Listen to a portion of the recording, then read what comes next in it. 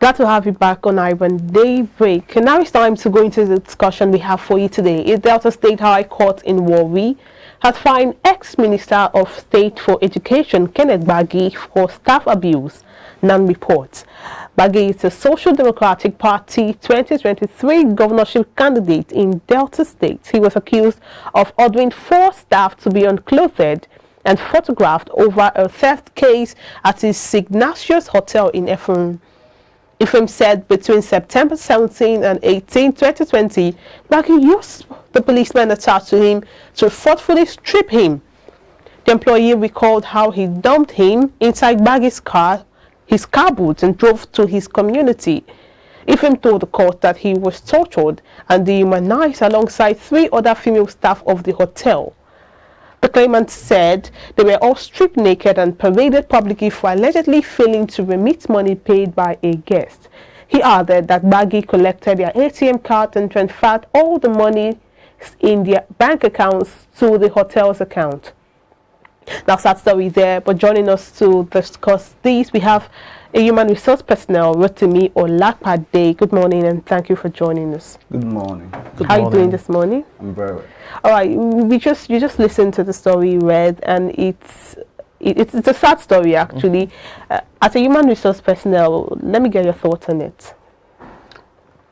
I think it's wrong for any employer to treat their staff the way Mr. Gbagi has treated their staff. It's dehumanizing and it's wrong. Legally speaking, it's wrong. Spiritually, it's wrong. Morally, it's wrong. Okay. Apparently, that's there are various angles to this story. You just talked about the legal implication in terms of their fundamental rights as employees. There's also the place of the moral aspect of things.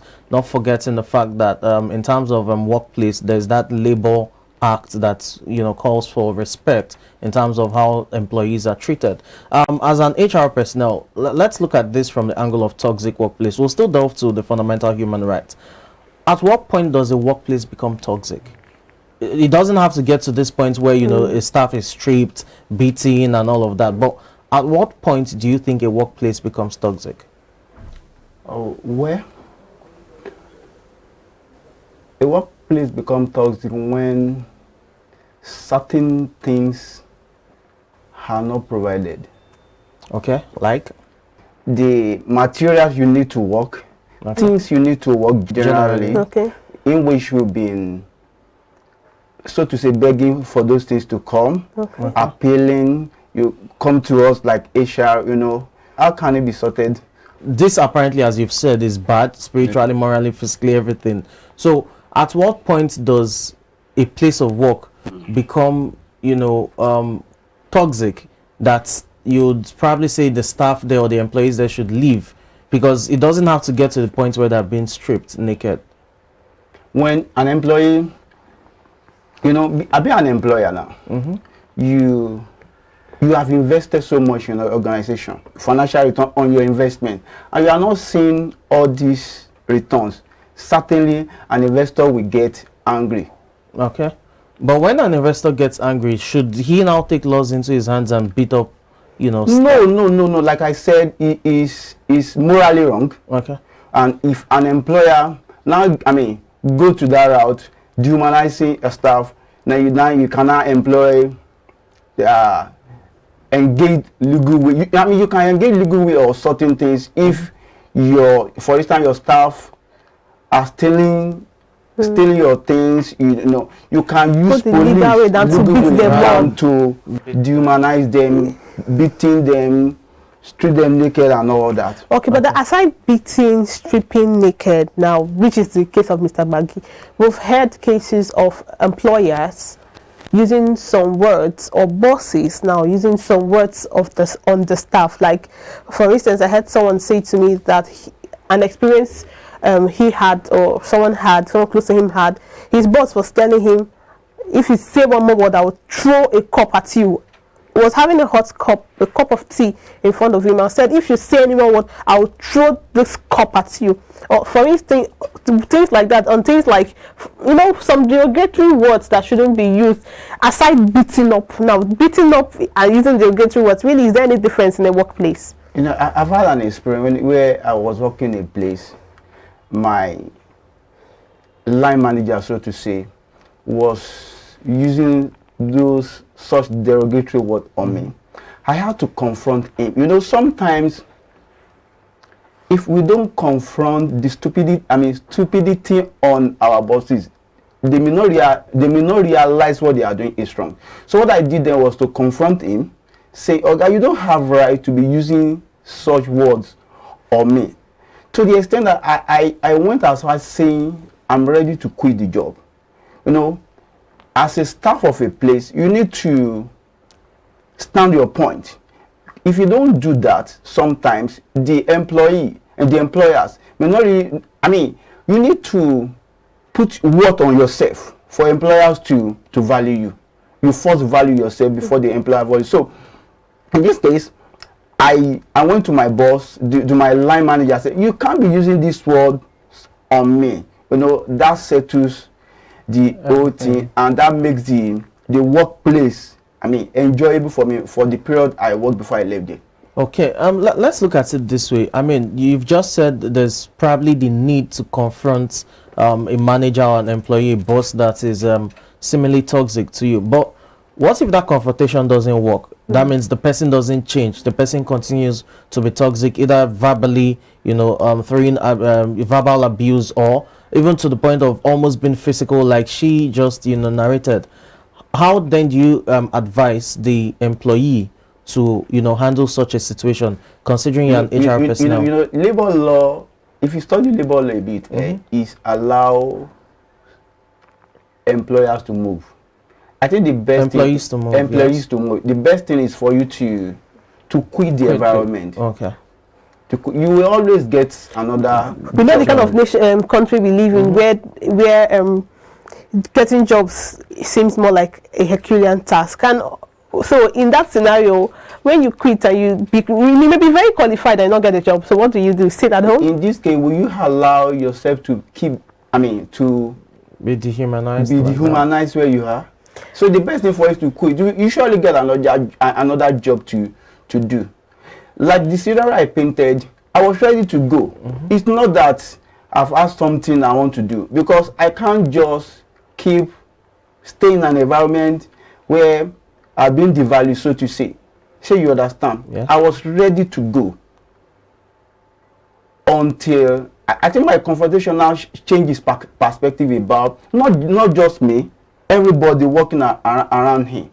Because most time, some employers don't really know how to behave. You know, being human resources person, we've been trained how to relate with our staff and all that. Some that, they are just opportunity to have the money, they invest, but they don't have the human management. They don't have it. Okay. So sometimes you need to confront them. Okay. And say, this is how things should be done. This is how things have to be done. So you understand. So you need to confront them. That, like she said, we know that job is very scarce. But if you still want to protect your dignity, you need to just resign and go. Okay, but you know, sometimes confronting your line manager or your boss or your employer as a whole could come across as insubordination for certain, you know, workplaces or bosses. Don't you think such a staff should probably go through the HR personnel for a start, you know, tender the grievances to the HR personnel and see how the HR personnel can wade into, you know, the dispute, so to speak? Yeah, very correct. But in this case, do you know their structure? How the company is so structured? Like this Gbagi, for instance, do they have human resources department that can address issues like that? So you need to understand their structure before of the workplace. You asking a worker to go to human resource manager. Most of these companies, they are just family something. They don't have proper structure. Okay, so What exactly, or what are the duties of a human resource personnel? Let's start from there. As a human resource personnel, what are those laid out duties that you know this is our duty as human resource personnel? In standard operating procedures. Yes, standard operating procedures. For instance, if a company needs an opening is open, the opening, then you put up advert. Those, I mean, the Screening comes, you screen them, then you pick anyone you like among them, do proper documentation and all that. In the course of interview, you know, you'll be able to test their temperament and all that. And for the position, they'll be best to function in. Okay. That's in terms of recruitment. Yeah, now, well, yeah, you know, I'm looking at in terms of, you know, should I call it crisis management? Yeah, actually, that's the way I'm coming. Wherein probably two staffs are at war, they don't even see eye to eye, yet they need to work. In terms of ensuring that staff have, you know, that cordial relationship where they can work, a working relationship, what's the responsibility of an HR personnel? Issues like, as a staff, you have an issue with the management staff, or you have an issue with your fellow staff. So where does the HR come into? As it's a middleman between the staff. Okay, now let's take an instance. Between the staff and the management. Probably the staff of a particular office is not happy with some rules that the management has put in place, and they need to talk to the management. But these are their bosses. So where does the HR personnel come in between the staff and the management? The HR personnel takes in their grievances or whatever they need. And pass to the management for action. Okay. Then the action now return from the management to resolution, so to say, to the staff. That means HR personnel is an intermediary between the staff, the lower staff to the upper. But then we've had cases where the HR personnel are not intermediaries. Now, I don't know how professional that is. There are some other cases, peculiar cases now, where the HR personnel are not intermediaries. They are basically in support of whatever the management says is law. So whatever the staff thinks is nothing. What's my own is what the management has said is what you should do. So you don't even bother about the complaints of the staff. So would you say that is professional? It's not professional. It's not professional. Okay. It's not professional.